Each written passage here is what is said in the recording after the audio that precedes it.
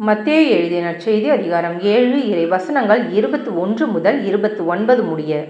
என்னை நோக்கி ஆண்டவரே ஆண்டவரே என சொல்பவரெல்லாம் விண்ணரசுக்குள் செல்வதில்லை, மாறாக விண்ணுலகிலுள்ள என் தந்தையின் திருவுளத்தின்படி செயல்படுபவரே செல்வர்.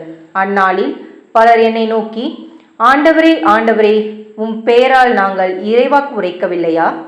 உம் பெயரால் பேய்களை ஓட்டவில்லையா? உம் பெயரால் வல்ல செயல்கள் பல செய்யவில்லையா என்பர். அதற்கு நான் அவர்களிடம், உங்களை எனக்கு தெரியவே தெரியாது, நெறிகேடாக செயல்படுவோரே, என்னை விட்டு அகன்று போங்கள் என வெளிப்படையாக அறிவிப்பேன். ஆகவே நான் சொல்லும் இவ்வார்த்தைகளை கேட்டு இவற்றின்படி செயல்படுகிற எவரும் பாறை மீது தம் வீட்டை கட்டிய அறிவாளிக்கு ஒப்பாவார். மழை பெய்தது, ஆறு பெருக்கெடுத்து ஓடியது, பெருங்காற்று வீசியது.